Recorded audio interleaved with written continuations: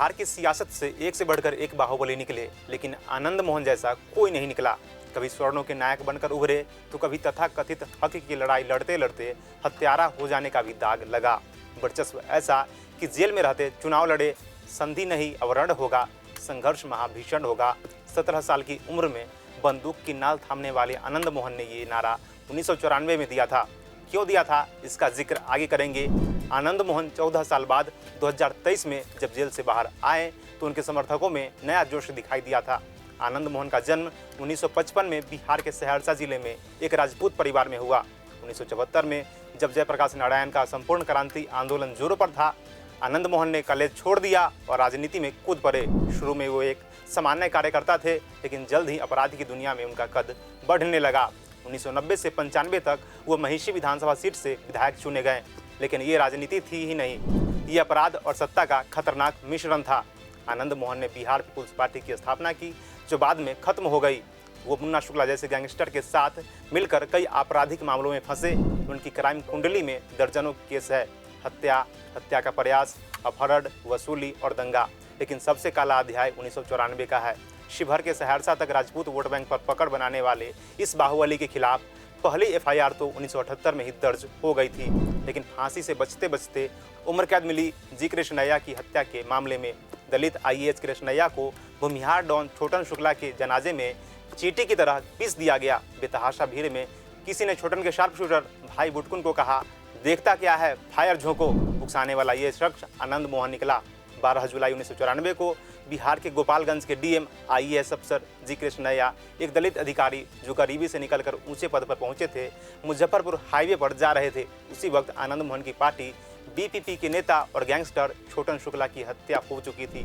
छोटन की लाश लेकर आनंद मोहन और उनके समर्थक हाईवे पर प्रोटेस्ट कर रहे थे। कृष्णैया अपनी गाड़ी में थे जब आनंद मोहन का काफिला आ गया था। ट्रैफिक नियम तोड़ने पर कृष्णैया ने आनंद के वाहन को रोका। ये गलत साबित हुई। आनंद मोहन ने भीड़ को उकसाया और कहा कि ये वही अफसर है जिसने छोटन की हत्या कराई है।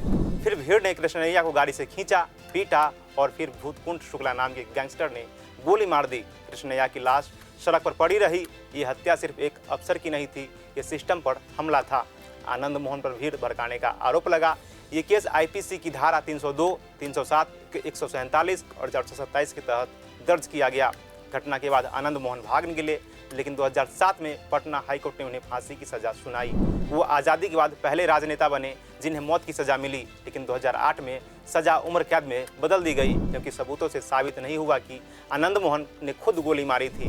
उनकी पत्नी लवली आनंद और 6 अन्य आरोपी को बरी कर दिया गया। 2012 में सुप्रीम कोर्ट ने उम्र कैद बरकरार रखी, लेकिन आनंद मोहन जेल में भी राजनीति नहीं छोड़े।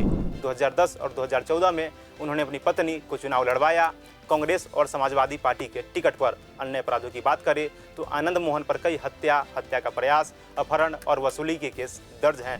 मुन्ना शुक्ला के साथ मिलकर वो बिहार के कई कोर्टों में फंसे, लेकिन कृष्णैया हत्या उनका सबसे बड़ा ब्लैक स्पॉट है। हत्या के बाद दोषी ने सहरसा से गांधी पर 3 किताब लिखी और पूरी कायनात उन्हें पाक साफ बताने पर आमादा है।